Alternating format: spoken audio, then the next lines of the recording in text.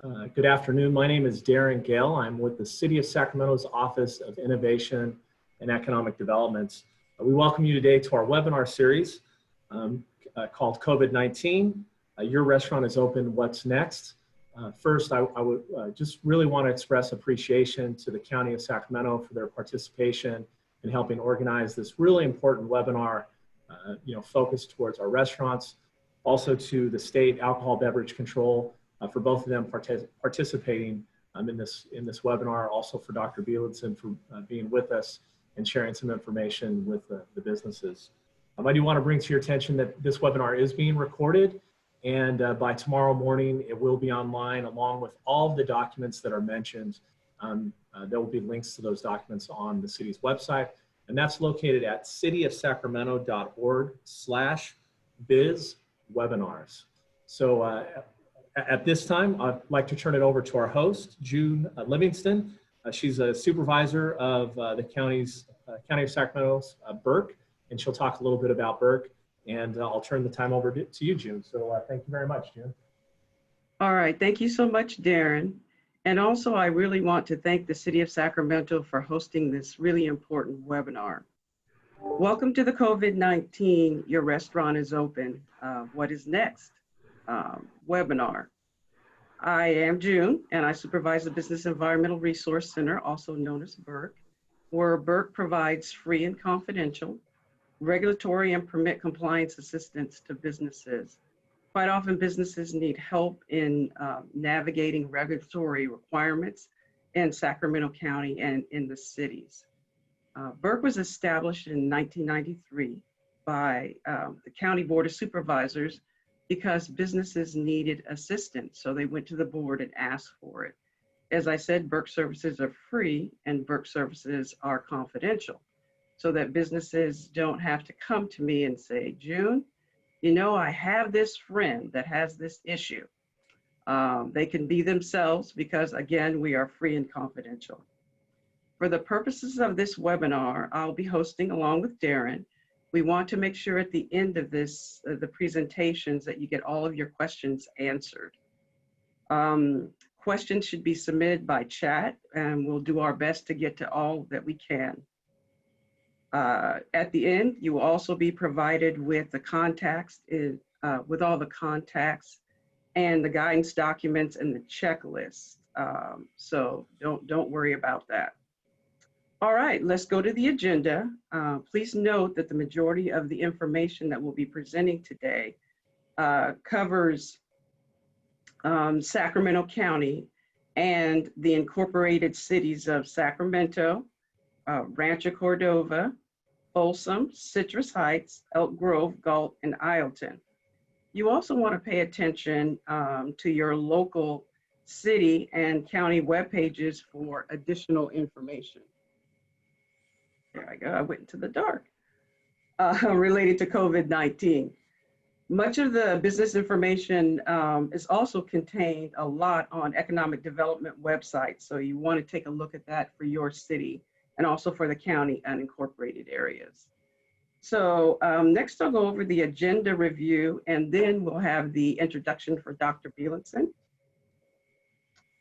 So the subjects that are going to be covered today are the current county health order for Sacramento County and cities, and Dr. Bielenson will be speaking on that subject. Then we will go to restaurant inspections during COVID-19. And Marie Wooden, Director of the County of Sacramento Environmental Management Department, and Rolando Villarreal, Deputy Chief, and he is also a registered environmental health specialist, along with Maria and myself, and he is the Deputy Chief for the County of Sacramento Environmental Management Department. And then third, we will have a presentation by Joseph McCullough. He's the Division Chief of the Department of Alcohol and Beverage Control on the third presentation. And then lastly, I will cover some additional resources and information, and then we'll have questions and wrap up. So I'll go ahead and turn it over to Dr. Bielenson. We're so glad to have him here today. You've probably seen him on many different webinars and information. So please go for it, Dr. Bielenson. Thank you very much, June. It's nice to be with all of you today. I'll give a real brief update on where we are statistically in Sacramento, and then a briefing on our order. In Sacramento, we as of this morning, we had 1,312 cases of COVID-19. We've gone from 50 to 70 a day down to about 5 to 10 a day over the last two and a half months. Hospitalizations and ICU visits have been down dramatically. As of yesterday, there were 3 people total in the entire 1.5 million population of Sacramento County in any hospital with COVID, 3 people total. And we've had 56 deaths as of yesterday. 29 of them have been in nursing homes and long-term care facilities. So on virtually all indices, we rank in the top 5 of the country. We're actually the best in the country in terms of our case rate, the lowest number of cases per capita of any major urban area, 1 million people or more. And our death rate is about 5th. So we've done a very good job of bending the curve, if you will. In fact, we've almost broken the curve. And so the good news is that very, very few people have gotten the virus in Sacramento County. The bad news is that very, very few people have gotten the virus in Sacramento County, which means that a lot of us are still susceptible, and we've got to do a lot to make sure that we don't have a second wave in the fall, as is somewhat prophesied. So we're as we open up with our order, we're trying to do it in a judicious manner and with appropriate restrictions so that we reduce the increased risk as much as possible to citizens of Sacramento County. So our order, which changed twice in the last 2 days, and some of this is a little bit inconsistent, which you can ask questions about later. But our health order still is a stay-at-home order. In other words, we encourage people to stay at home except for other activities which are approved. And those are listed in our what's Appendix B of our health officer's order. The health officer's order can be found on Sacramento COVID-19's, our website, which is very easy to find. And the health order is there. The health order is very generic this time instead of being very specific. The specifics are listed in an appendix. And so they are, among other things that you, I'm sure, have heard about, are obviously restaurants, dine-in restaurants with restrictions, which we can talk about. Malls, retail stores, small retail stores, strip malls, religious gatherings of 25% capacity or less, political protests, again, with a certain capacity, and now barber shops and beauty salons, which struck me as being a little bit ahead of the curve, because that's face-to-face contact, and there are a lot of things that are prohibited by the state, like fitness studios and outdoor yoga, that have much less face-to-face contact than the barbershops and beauty salons. So you can ask questions about the consistency thereof. Anyway, that's where we are as a county. Where the next step is going to be announcing things about when schools will open, potentially things like movie theaters and gyms and other smallish gatherings. The large gatherings will be in phase four, and that's gatherings like football games and soccer matches and large parades and runs, etc.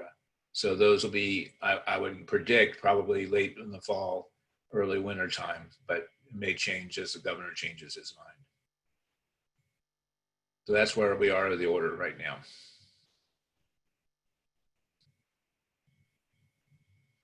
Okay.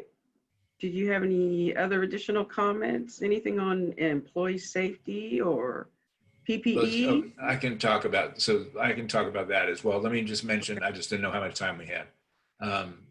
Firstly, a couple of quick points on testing and contact tracing. We now have a lot of testing going on in Sacramento County. We only tested 20 people per day on average when we started this back in March sometime. And we're now testing about 2,000 people a day at a variety of community-based sites, at a drive-through site in Cal Expo, and through doctors' offices. So we're doing a much, much better job of testing now, and especially as the material has come for that. Secondly, Contact tracing, as I was talking about, we are increasing, as we increase the number of places that people can go, we are uncontrovertibly increasing the risk to people. There's just no question that there's more risk to people the more you open things up. And just try and do it so that the risk benefit ratio is as good as we can make it. Understanding that there's been a tremendous amount of economic dislocation and physical and mental stress for people who've lost jobs and who don't know when their workplace is going to reopen.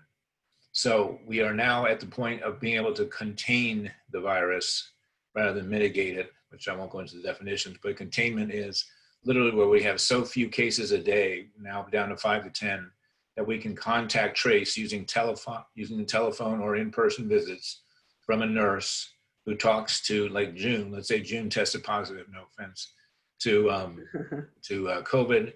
They would talk with June. They would find out who she's been exposed to. They would then test those 3 or 4 people. They'd be quarantined until they tested negative and released, or tested positive and were isolated. In other words, we're able to kind of squash out the outbreak at its source by containing. And part of that is the restrictions that we're doing in the, part of the way we can get to that is by restricting the behavior in restaurants so that there are a few basic restrictions, and then I'll turn it over to Marie. Number one, social distancing, which everybody's heard of about 1 million times now. So social distancing between tables, preferably family units in the table, but it can be people that come together. Obviously family units because they were staying at home together, but it is allowed to have other people at your table. 6 feet at least between tables, face covering for servers and cooks, disposable paper menus, and a symptom check at the door, whether it's actually taking a temperature or asking a few questions about where people have been feeling like, as well as preferably discouraging seniors and those with underlying conditions from coming in. And then of course in the line that's to the lines for what patrons are in, you can have 6 feet distancing as well. So those are the basic restrictions on dining. I would also mention that people ask a lot about gloves, and Marie and you know more about this than I do, but it's not necessarily good to wear gloves over and over again, even if you remember to take them off in between. Oftentimes it's better to wash to 20 seconds because your hands actually get cleaner than if you were wearing gloves. So it is not a requirement that you wear gloves. It's up to the business. But certainly you should wash your hands frequently. Dr. Vincent, I just want to ask you a quick question about the COVID-19 testing and test sites. Yes, so we have them at drive-through at Cal Expo every weekday. Where we have about 400 slots a day. You have to go online to make reservations. You do not have to have symptoms. You can be without symptoms. In fact, we're encouraging people without symptoms to show up because we want to try and get people who are asymptomatic but positive to make sure we know that that's the case. We also have community-based sites at La Familia on 37th Avenue, at Robertson's Community Center up in Del Paso Heights, and shortly at Meadowview in South Sac. And we also have one at St. Paul's in Oak Park. So those are some of the community-based sites that we have. And those are all testing for the virus, not for the antibody. And Dr. Bielenson, one of the questions that came through was asking about mandated masks. Is there a requirement for mandated masks? Is there not? Kind of how is that determined? Yeah, so Yolo County, I believe, requires them. We do not require masks. We strongly encourage them, particularly in places, we almost more than strongly encourage them, particularly in places where people are waiting for indoors, like at stores, at malls, at restaurants, et cetera. We strongly recommend them, but we do not require them. Thank you. Dr. Bielenson, we'll have a questions and answers at the end of the presentation. Hopefully you'll be able to stay for that. Thank you so much. So now we'll move on to the next section, which is restaurant inspections during COVID-19. And our next speakers will be Marie Wooden and Rolando Villarreal. Marie. Thank you, June. And I want to thank the City of Sacramento for putting this webinar, this training webinar together.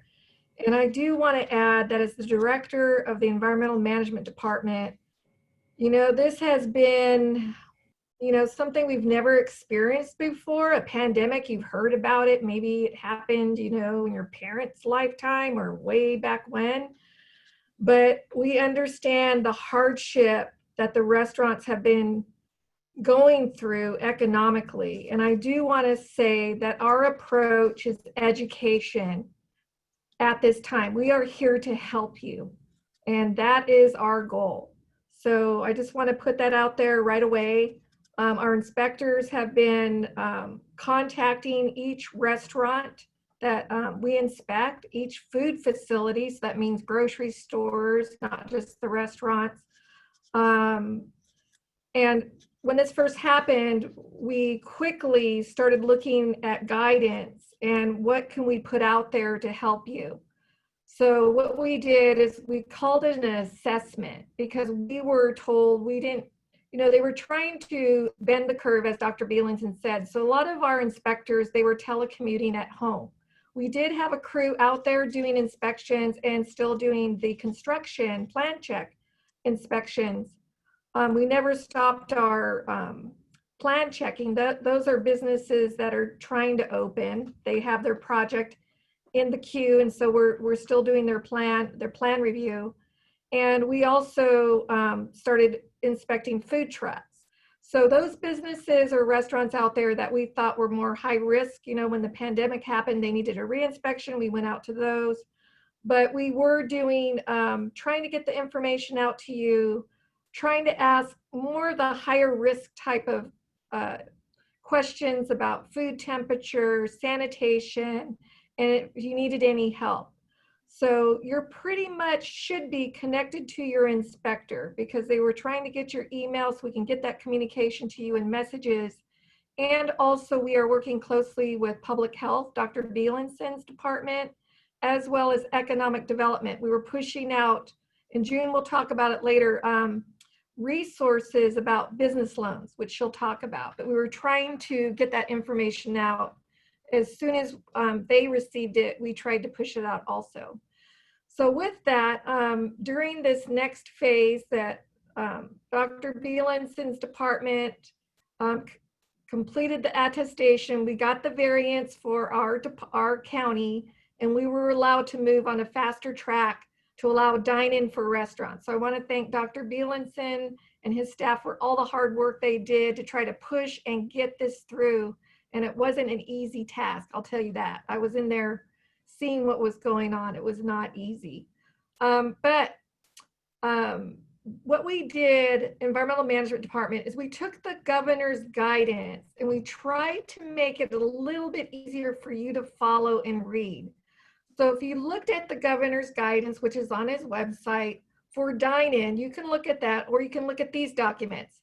Dr. Bielenson's department has looked them over and they feel they're consistent, very consistent. It's just easier to read. It's easier to digest for you and your employees. So that's why we tried to re-edit them a little bit. So anyway, I'll go through it really quickly. The first one is a checklist. It's a reminder list for food facility employees. So each employee must complete a symptom or temperature check before starting each shift. So Dr. Bielenson talked about that. Remember, it's symptoms or temperature check. And we do have the symptoms on our website, a document. There's different places. He mentioned the COVID-19 county dashboard. I think the documents are there. But Dr. Bielenson's here, so maybe he can go over some of the symptoms later. But also employee protection, keep soap and paper towel dispensers stocked at every hand wash sink, wash hands frequently, as he said, start of shift, before serving food, after touching dirty dishes, after processing payments, after cleaning activities, after touching your face. Try to avoid touching your face at all times.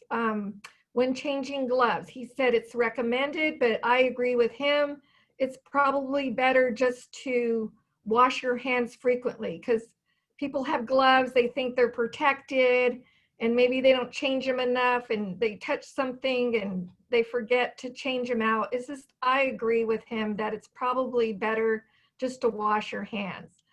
Use hand sanitizer in addition to hand washing. Encourage patrons to use hand sanitizer. Use gloves in addition to frequent hand washing, and wash hands when gloves are changed if you choose to use them. Use a face covering. As he said, face covering is recommended. And in restaurants, it's harder to social distance. That's why they're saying, you know, the servers, they probably should wear them because they're going to get really close to the patrons sitting there at the table. Dishwashers should be used, washable, disposable aprons, eye and face shield covering. Physical distancing, keep seating at each table at least 6 feet from seating of other tables. Limit seating at each table to people who have asked to sit together. Do not sit customers within 6 feet of the wait station or prep area. If customers need to wait for takeout food or table, it's probably better to ask to let them wait in their cars, because now you've got patrons in there and people just kind of hanging out waiting for their food. It's better just to tell them, please wait in your car if you have, or set up a designated space from them away from the people seated, and alert them using their mobile phone. That's if they are away from the counter. Follow the facility plan for peak periods. Do not exceed facility capacity. Remind customers of social distancing and markings on floor if present and needed. Encourage the use of outdoor seating within 6 feet distancing. And June's going to cover the outdoor seating, what Sacramento County is trying to do with that. Sanitation, keep hand sanitizer, wiping cloths and sanitizer wipes in wait stations and kitchen. Keep supplies fresh and readily available. Use TEP strips to check sanitizer concentration. Clean and sanitize table, chairs, and surrounding areas after each customer use. Do not preset tables. Provide table settings to customers once seated. Provide disposable menus or sanitized menus between customers. Provide condiments in disposable packages. If salt and pepper shakers and squeeze bottles are placed on table, they must be sanitized between customers. When providing takeout containers, ask customers to package their own leftovers. Sanitize counters, phones, door handles, credit card terminals, and restrooms frequently. Keep doors and windows open when possible to increase air circulation, less flies, cockroaches, rodents, or any other type of vermin are observed.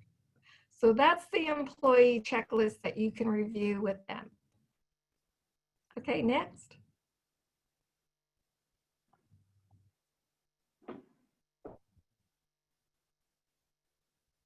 I think you scroll down.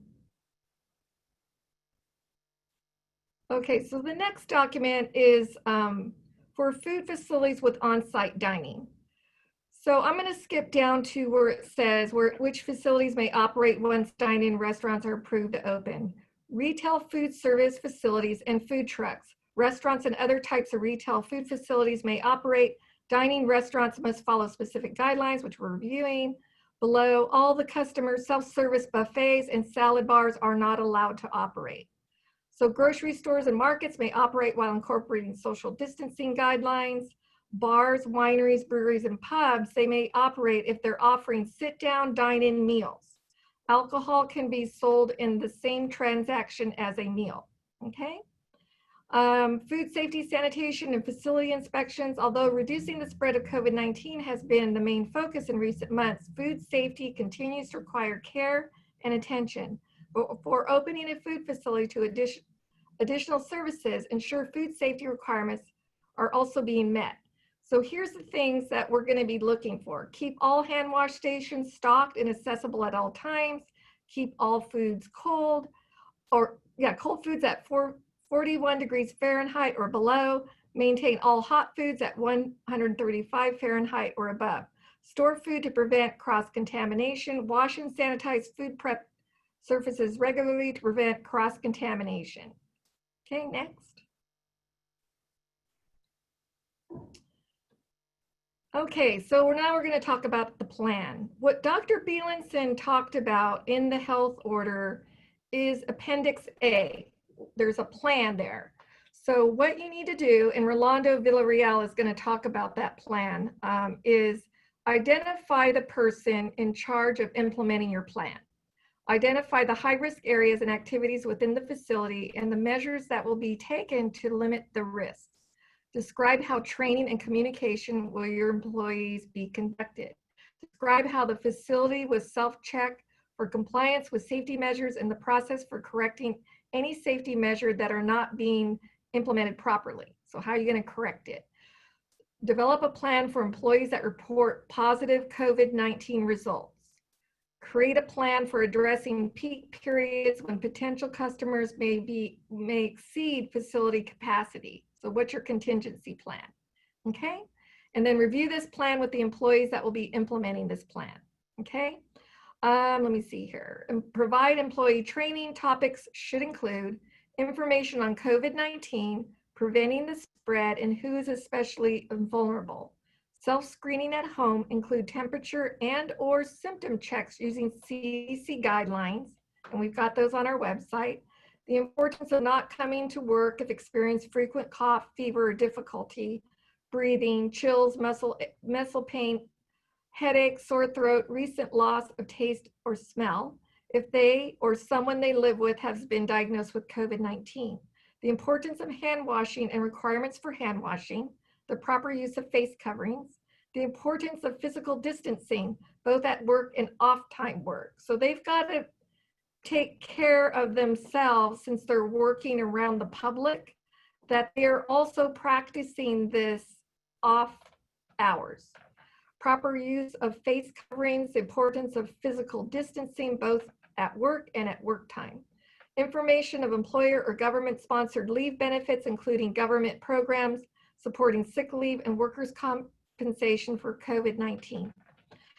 Okay, so implement and control measures in on-site employee screening, complete health survey with each employee prior to beginning of each shift, and offer temperature scans for employees, not required but encouraged.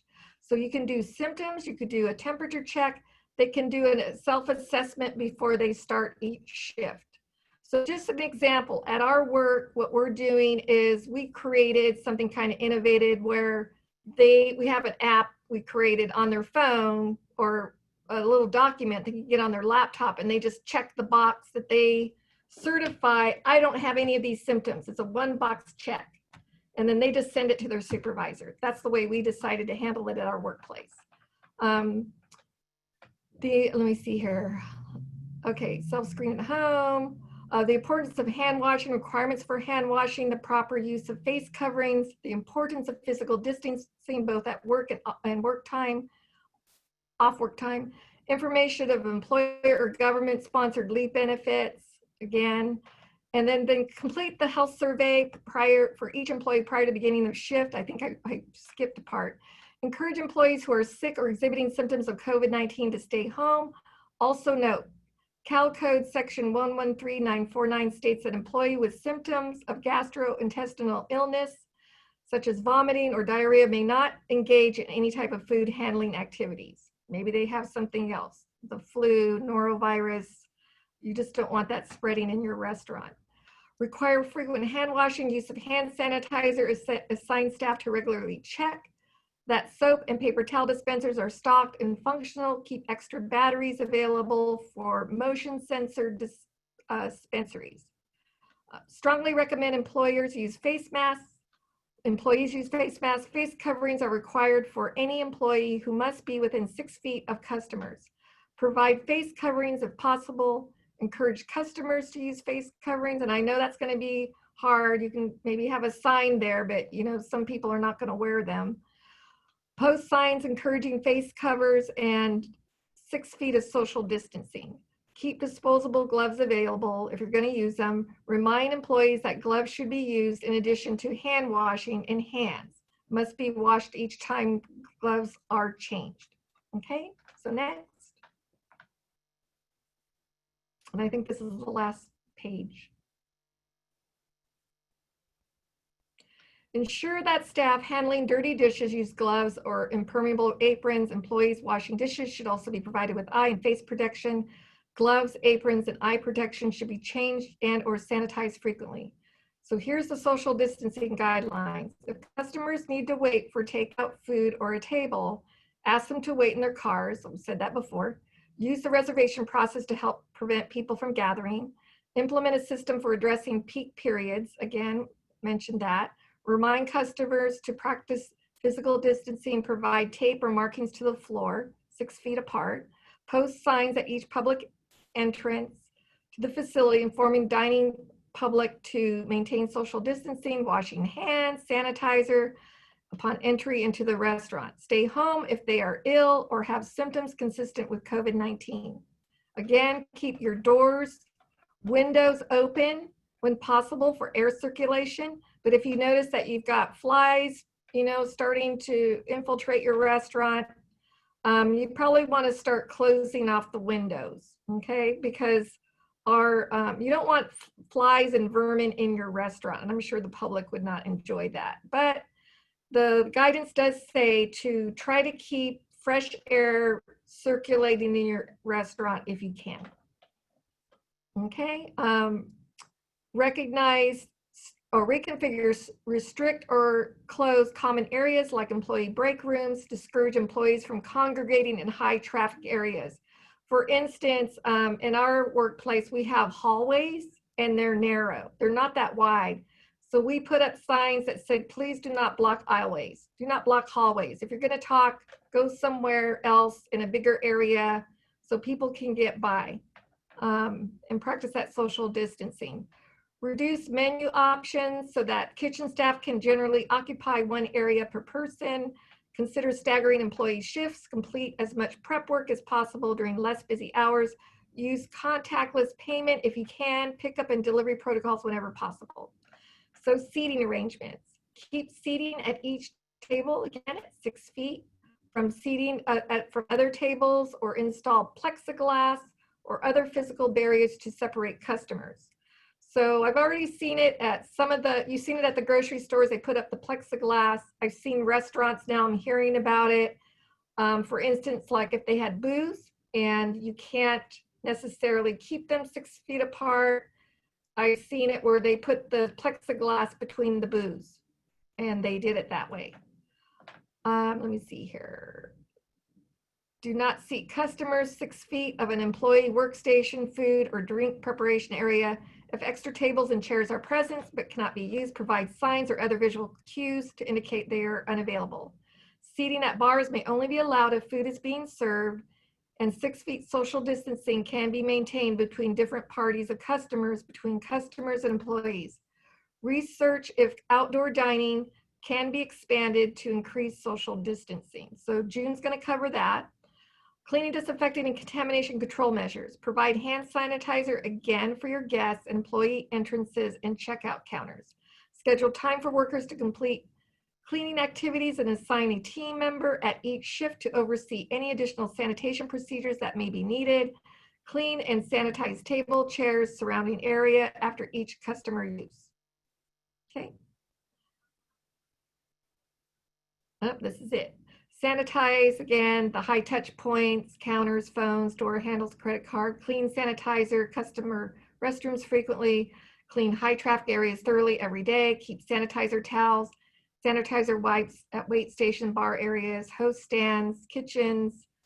Ensure that supplies are kept fresh and readily available. Ensure utensils and foodware are properly washed, rinsed, and sanitized for an adequate contact time. Single service disposal utensils and food where are used. Sanitize service, again, the machines such as soda, frozen yogurt machines are cleaned frequently. Install hand-free paper towel and soap dispensers if possible. Provide disposable menus again. Sanitize menus between each customer. I know I'm repeating myself, but I guess it's good to hear it more than once. Do not preset tables. Provide napkins, cutlery, glassware to customers as needed. Pre-roll utensils and napkins prior to use by customers and store in a clean container. Supply condiments, again, in small bowls or disposable packages. Provide takeout containers as needed and ask customers to repackage their own leftovers. If using table linens, provide fresh linens for each new customer. Do not provide self-service mints, candies, snacks, or toothpicks. Eliminate self-service buffets and salad bars. Eliminate self-service areas with utensils, napkins, straws, pitchers, condiments, discontinue use of shared entertainment items such as board games, pool tables, darts, bowling, and arcade games. Discontinue any tableside food preparation, food selection carts, and conveyor belts. Okay.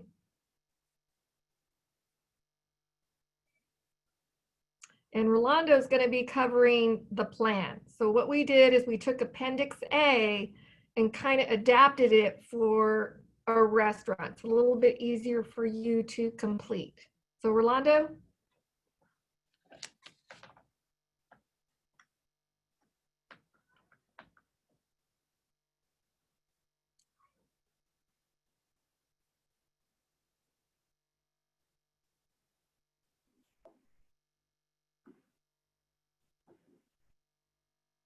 Rolando, we can't hear you.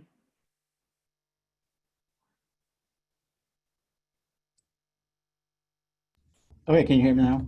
There we go. I hear you now. Thank you. So again, I'd like to thank Marie for going over the prevention plan. And this is a template that we provided.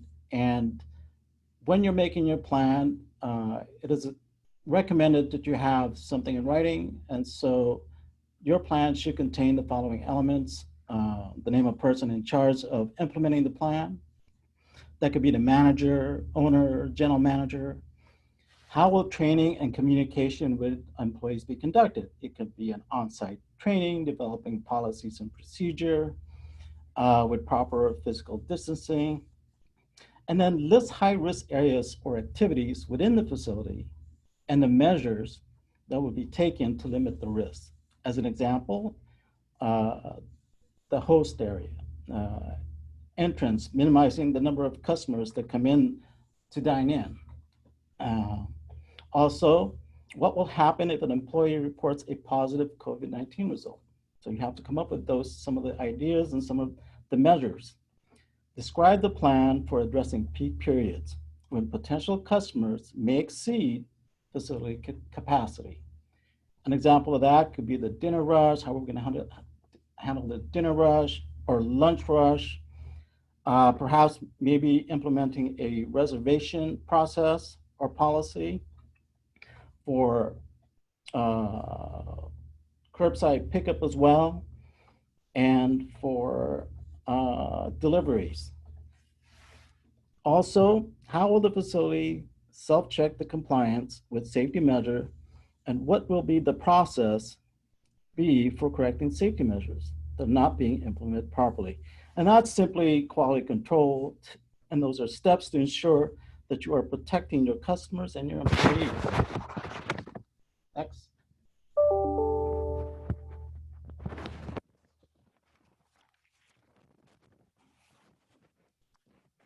So in terms of employee training, these are some of the topics that you should include.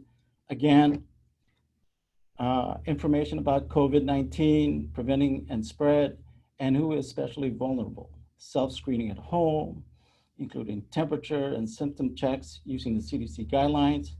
The importance of not coming to work if experiencing cough, fever, difficulty breathing, chills, muscle pain, headaches, sore throats, recent loss of taste or smell, or if they are, or someone they live with have been diagnosed with COVID-19.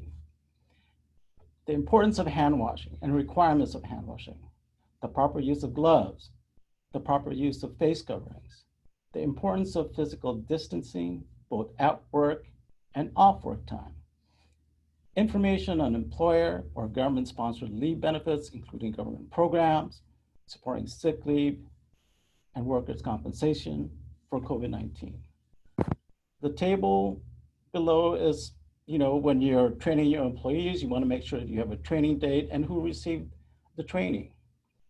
Other control measures and on-site employee screening should have describing how employee health is being assessed prior to each shift. Describe the process that is followed if an employee has COVID-19 symptoms.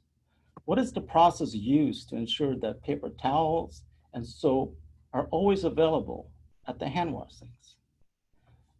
Just strictly below, you have a couple of checklists, right? A yes or no. Employees all have access to coverings, yes, no.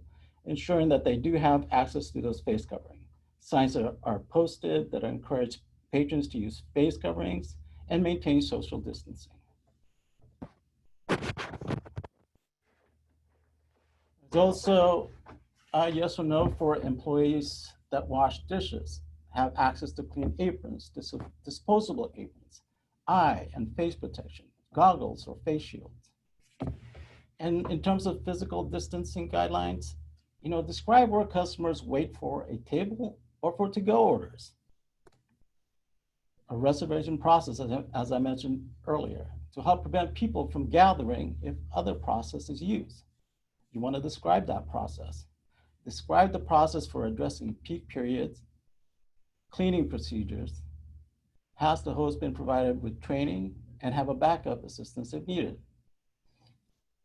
Yes or no, are there markings on the floor or elsewhere to assist customers with 6 feet separation? Are signs posted at each public entrance to the facility informing the dining public to ensure that they maintain social distancing of 6 feet, wash hands or the use of sanitizers upon entry into a restaurant, stay home if they are ill, or have symptoms consistent with COVID-19? List any other actions taken to assist with 6 feet social distancing guidelines. And then of course, there are seating arrangements. Seating at each table at least 6 feet from seating at other tables or has physical barriers to separate customers. Measures have been implemented to provide 6 feet of separation between workers and customers through reconfiguring your space, installing physical partitions or visual cues. An example of that are floor markings, colored tape, or signs to indicate to where workers should stand. Customers are not seated within 6 feet of an employee, workstation, or food and drink preparation area. That's a quick checklist right there. Extra tables and chairs that cannot be used have signs or other visual cues to indicate that they are unavailable. So that's another checklist.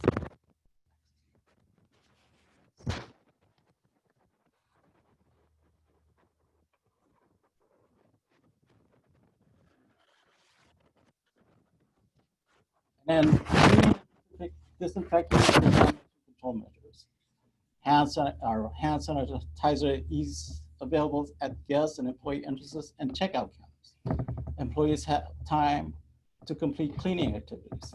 Tables, chairs, and surrounding areas are cleaned and sanitized after customer use.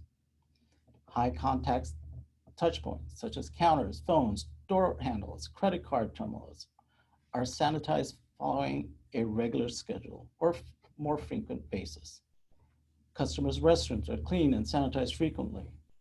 High traffic areas are cleaned thoroughly every day. Sanitizer towels and or sanitizer wipes are available in wait stations, bar areas, host stands, and kitchens. Supplies are frequently checked to ensure proper sanitizing concentration.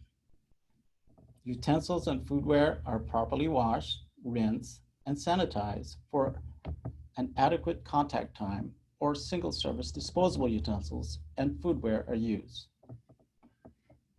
Self-service machines, such as soda and frozen yogurt machines, are sanitized frequently.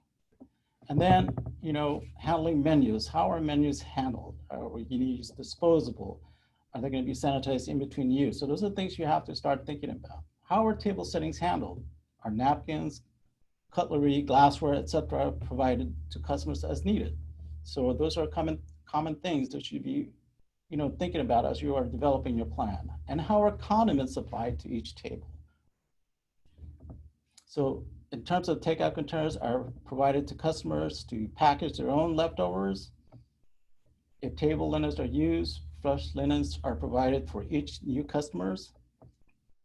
And all of the following have been eliminated or are not available, such as self-service mints, candies, self-service buffets and salad bars, self-service areas with utensils, napkins, straws, water pitchers, and condiments, shared entertainment items such as board games, pool tables, darts, bowling, and arcade games. Those should be, checked out and to make sure that they're not available. Tableside food preparation, food selection. So, Rolando, just sorry to interrupt. I know we have a few folks that'll be dropping off. I think this is your last maybe page, but I know we wanted to get to some questions before the end of the hour. So I just wanted to at least mention that. Okay.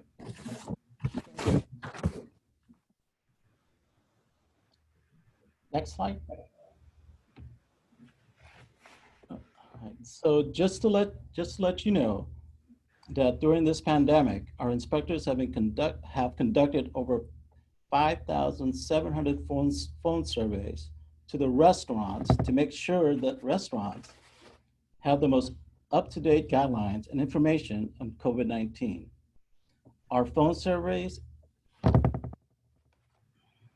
included food safety questions to ensure that restaurants are continuing to practice good food safety principles. As we move forward, we plan on conducting a modified inspection focusing on major violations. We will not be changing placards at this time unless we observe many major violations that may require further re-inspections.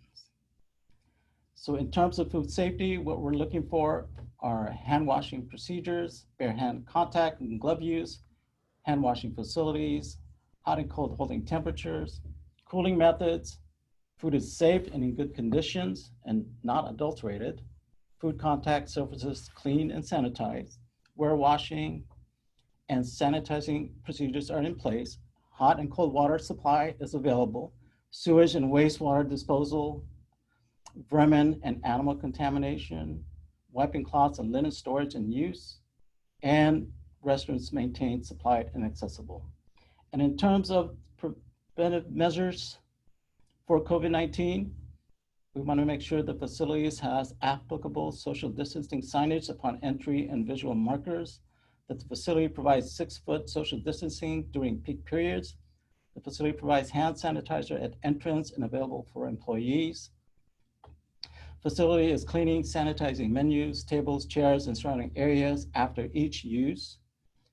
Facility is cleaning, sanitizing counters, phones, door handles, credit card terminals frequently. And the facility is cleaning and sanitizing customers' restrooms frequently. So Rolando, all of these too, all this will be available for participants to download all this information? Yes, so the template itself is available and the checklist and guidelines are also available. These are the food facility checklist is what we'll be looking for. Okay. As we move forward with our modified inspection, again, focusing on the major violations. So, so employees wearing face coverings when serving customers or when not able to maintain 6-foot social distancing. And lastly, self-service areas are closed or clean and sanitized frequently.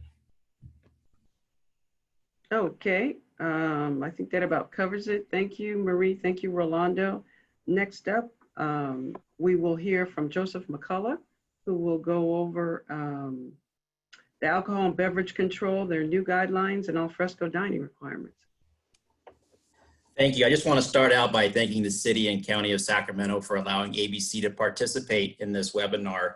I very much feel it important to get the information out.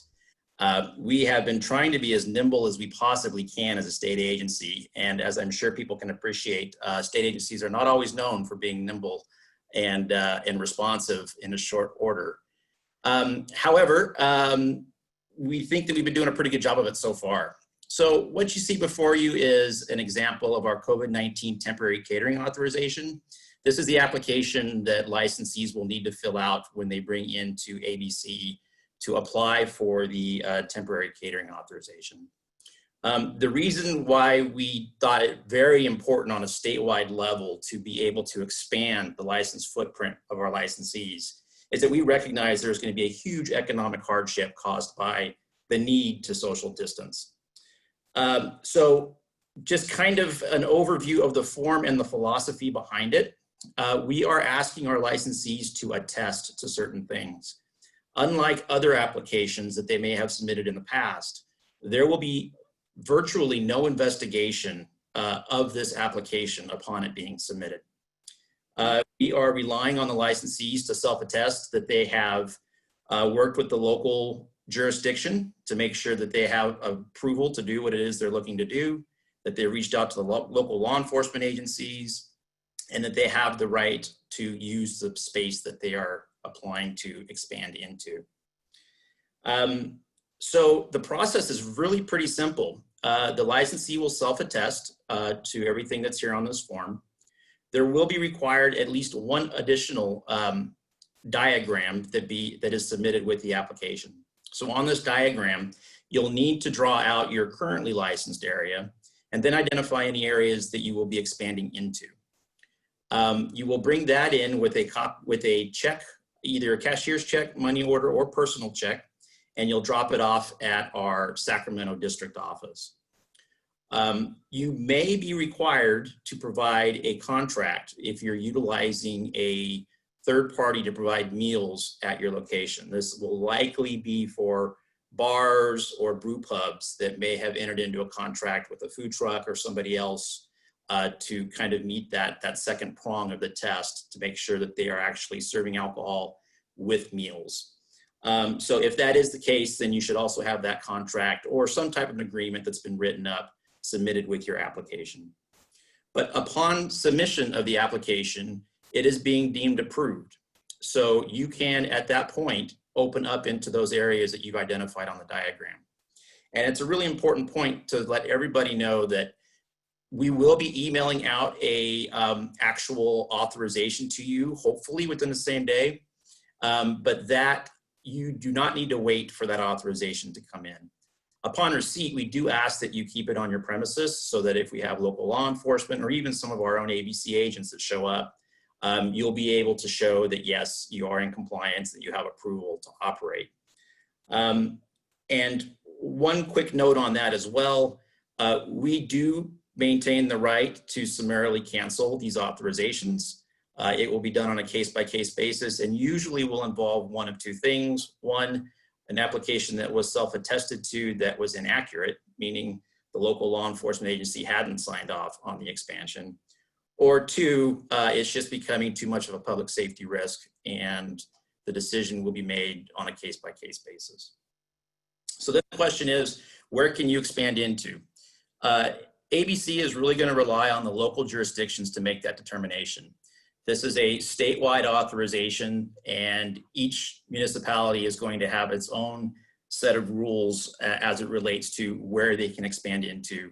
But you can see here on the screen before you that these are the areas. It will include expanding into public streets should the local agency deem that appropriate. You can see our website down on the bottom. That's where you can get some more information relative to the authorization. And you can also find the ABC Form 253, which was the slide before this, that you'll need to submit with your application upon submission. So lastly, I'll just end with our Sacramento office is open on a limited basis to accept these applications. If you are looking to conduct business with ABC that is outside of just requesting the temporary authorization, we do ask that you call and make an appointment. That's all I have. Thank you. All right, Joseph, thank you very much. And so I will try to quickly go over the last portion of our presentation today. I'm June Livingston, and I will start to go over some of the outdoor dining that kind of piggybacks with what you just heard from Joseph. Different jurisdictions will be doing this differently, depending on what city you live in or if you're in a county unincorporated area. Sometimes there's some confusion there, whether someone lives in the city of Sacramento or in the county unincorporated area, whether you live or whether your business is located there. One of the easy ways to determine that is take a look at your street signs. If they're colored, normally you live in a city area. If it's beige in color, normally that would be in a county unincorporated area. Why is that important? Well, when you're going to look at this outdoor dining situations, additional tables outside in the parking lot, you're going to need to know where to go, which jurisdiction, whether it's a city of Sacramento or one of the other incorporated cities. One of the other things you're going to want to do is to check with your lessor, whoever you are leasing your property from, and you need to check because not everyone is going to be allowed by their lessor to spill out into parking lots. So it's going to be very important that you do check with that. And with the cities and the counties, there are some that we know that have already approved. The city of Sacramento is one of those cities. So you can check with them. Elk Grove and Rancho Cordova are also allowing the additional tables in the parking lots. You need to make sure that all of their provisions are adhered to. Still, there are ADA requirements that you're going to be looking at. In the county unincorporated area, in the beige sign area, they are finalizing the plans for outdoor dining, and it will be something sort of similar to what Joseph was talking about, and it will be an outdoor dining self-certification. But if you have multiple tenants on a property, it's going to also include that it's going to be necessary for you to include both, not only your restaurant, but the center manager or owner has to also apply to make sure that we know that they are approving your moving into parking lot. In the county unincorporated area, they are not going to allow you to go into public right-of-ways. So they are very close to getting all of that information done. And hopefully very soon, you'll be able to apply and for your self-certification. So next slide, please.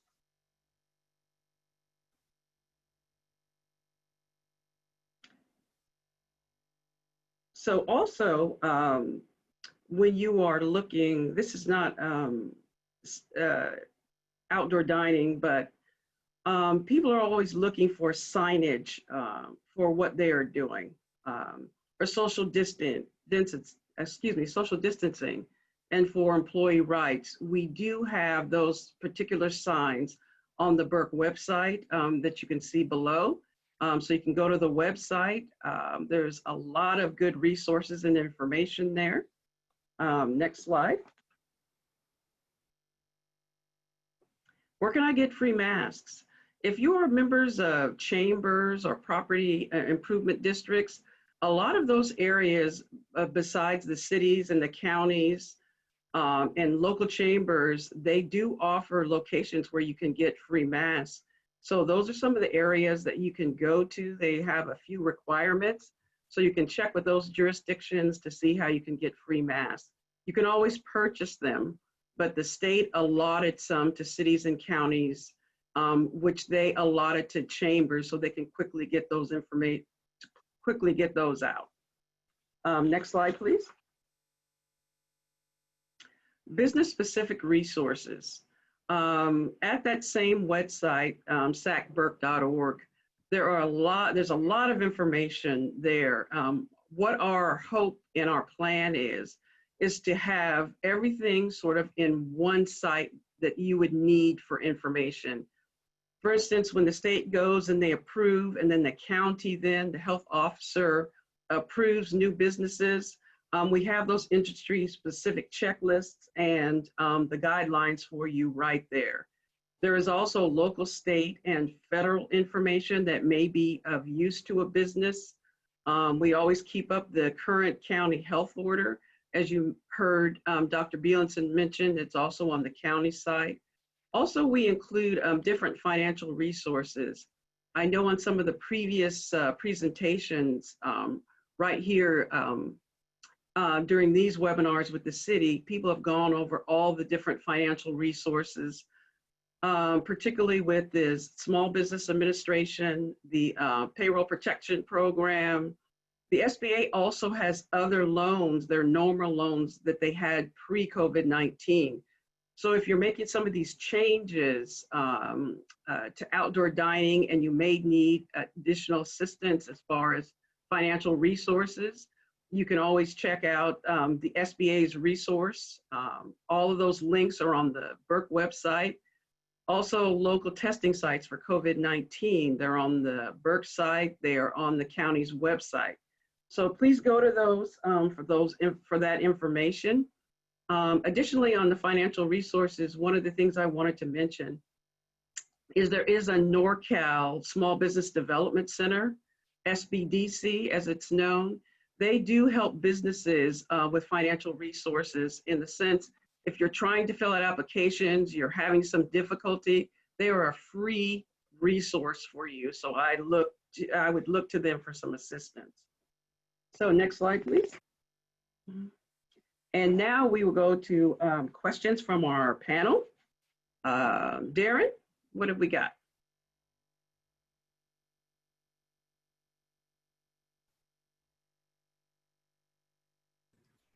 Great. So a couple questions. First, maybe this is for Marie. What type of enforcement measures is the county taking targeting compliance due to the dine-in restaurants? One second. You're muted, Marie. You're muted, Marie. Unmute myself, sorry. Like I said at the beginning, we're taking an educational approach when it comes to COVID checks that we're going to be doing, the guidance that we just went over, and we're doing a modified inspection, and Rolando had that list. It's going to be on our website. The city's going to post it. Those are kind of like major critical violations or the critical things that we're looking for food safety. So they will mark those, but like they said, it's more of an educational modified approach. We know you guys are under a lot of stress. You know, this is a difficult time. It's not an easy time. So we're there to help you. Now, I will say though, if we see a lot of vermin, cockroaches, we'll do a reinspection. We could shut you down. I'm not going to say we're not, because if it gets too many issues, then we've got to protect, you know, the public health. But for the most part, we are there to assist you, to help you. You know, if you need, inspector comes in, you want to bounce some ideas off the inspector, feel free to do so.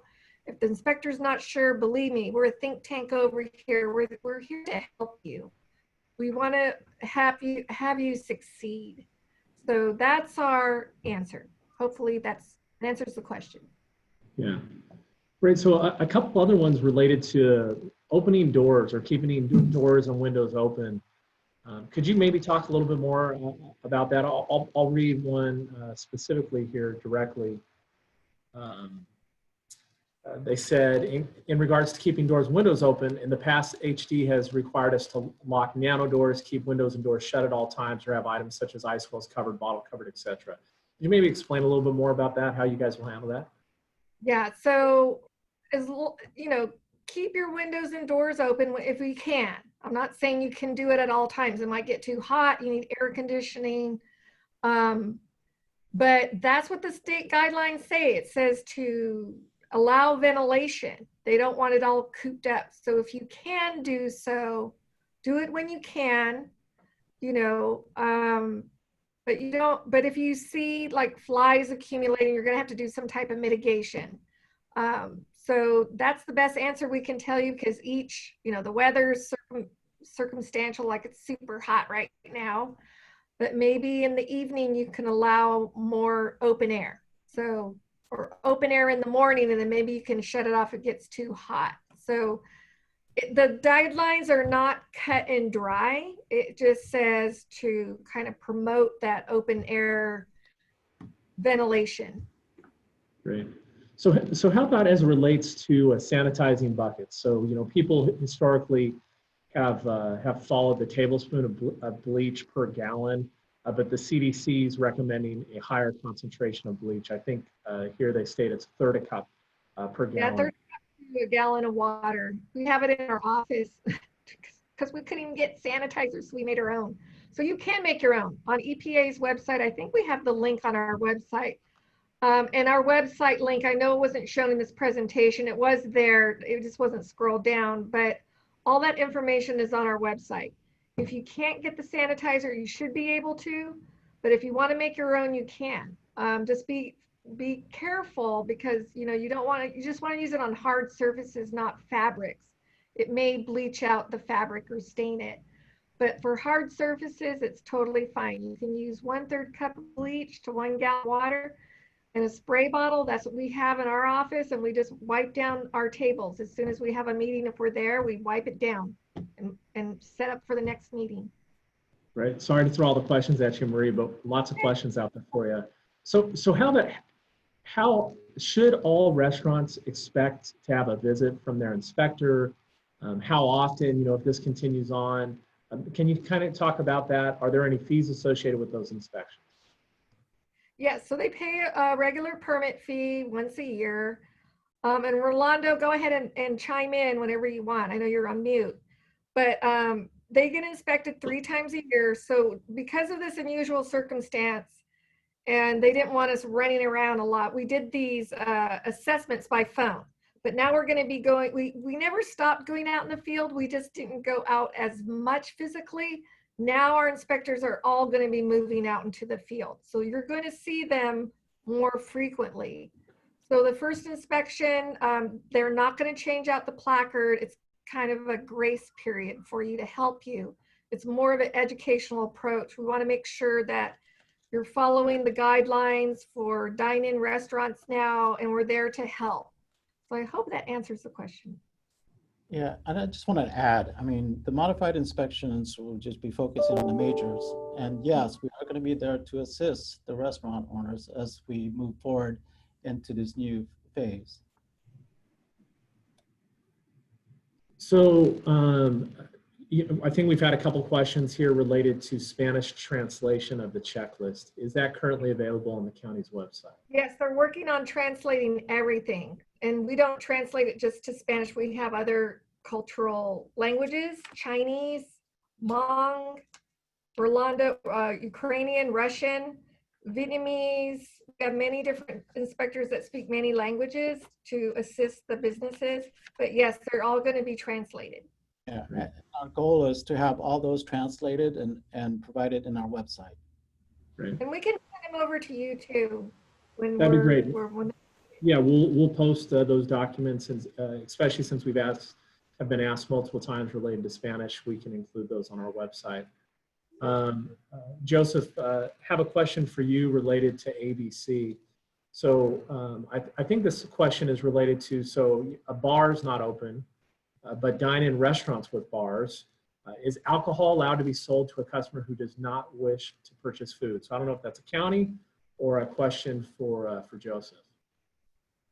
Well, I can certainly jump in on this one. So state guidelines require right now in the current phase for all alcoholic beverages to be sold in a transaction with a meal.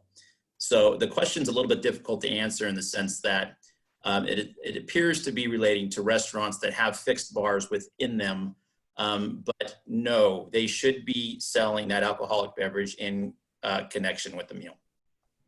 Okay. Great. So another one back to the county. Are there any new EMD requirements to consider if you're expanding your outdoor dining or opening? They asked again about the windows and doors, but how about specifically about just expanding outdoor dining? So June carried that, covered that. So in Sacramento County in June, go ahead and answer about the planning department, and they're in the process. But I know the city of Sacramento is a little bit ahead of the county, but go ahead because you were just.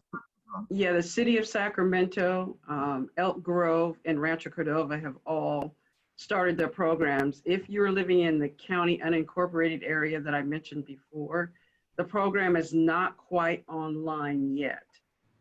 So we are waiting. I know they're very close, but it's really important, as I said in the presentation, to make sure that you follow all the rules and the regulations for each jurisdiction. And if you didn't hear one, say for instance, you live in Folsom or a different jurisdiction, a different city, you can contact that city, probably maybe their economic development department, to see maybe what's in the works. Great.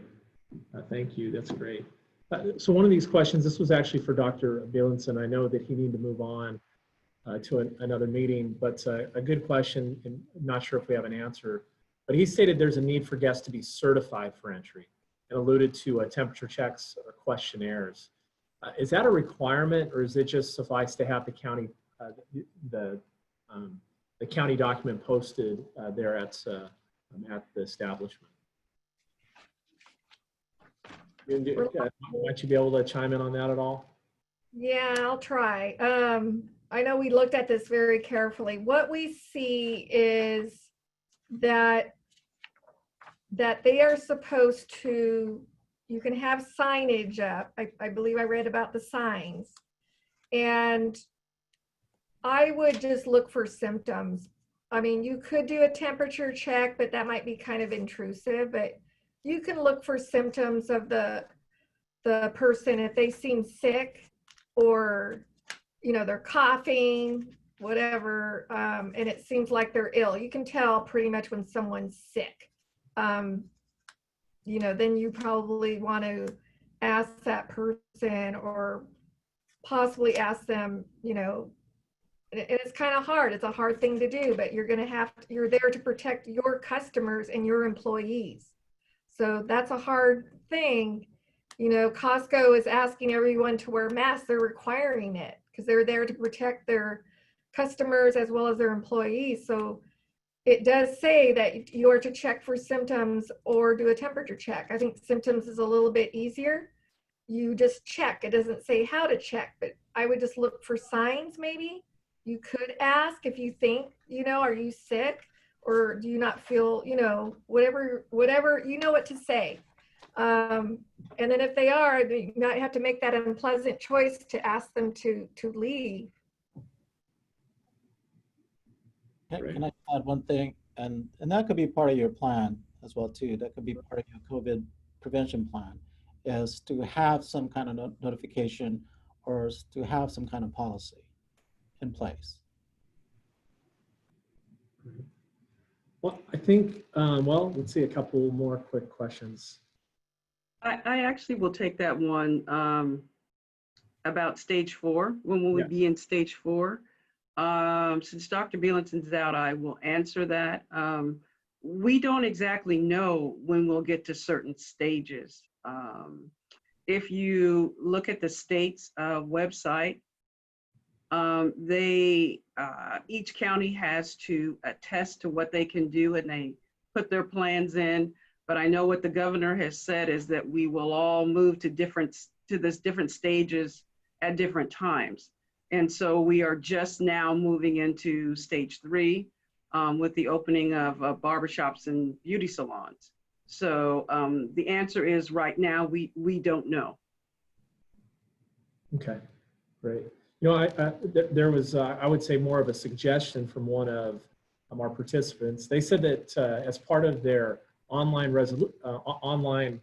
reservation system, they're asking questions related to people checking a few boxes for people to say if they're sick or not sick, instead of having to deal with that issue face on when someone walks into to their restaurant. So appreciate folks sharing that. There was another question related to why is the county not implementing a mask requirement for the public?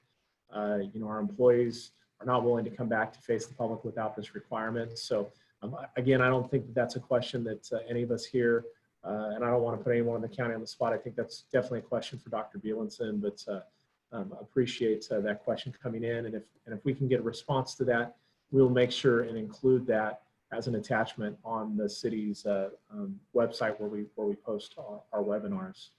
At this time, I think that's all the questions, and I really cannot express appreciation enough to the County of Sutter and to Alcohol Beverage Control for participating today on this webinar. Thank you, June, for being our host. I don't know if there's anything that you wanted to kind of end with, and then I can take it from there after that.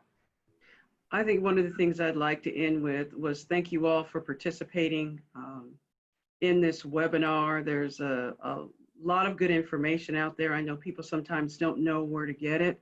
So we will make sure that you have all the links and all of the information we talked about, all the checklists that were gone over today. You'll be provided with links for that. so you'll know what to do. And then for all the rest of us, if you have questions of us after the webinar, please feel free to call or contact us. We all take live calls from customers. We all want to get this economy moving and for us all to move forward together. So in what we can do to help you, please contact us and we'll do our best to provide you with assistance, resources to help you get back on your feet. So thank you so much. And June, could you tell us your website one more time? It's www.sacberc.org. Great. So once again, appreciate everyone's participation for our webinar series, which we're calling Resilience, Repurpose, and Recovery. Today was about Your Restaurant is Open, What's Next? This will be on the city's website tomorrow morning, cityofsacramento.org/biz-webinars. Also, if you have any questions about the City of Sacramento's Alfresco program, that's found on our website, cityofsacramento.org/alfresco. Once again, thank you for everyone for your participation, and we hope to see you next Wednesday at 2 o'clock for our next webinar, which we will have an announcement of tomorrow. So thank you once again, June, Marie, Rolando, Joseph, and Dr. Bielenson. Thank you again. Thank you.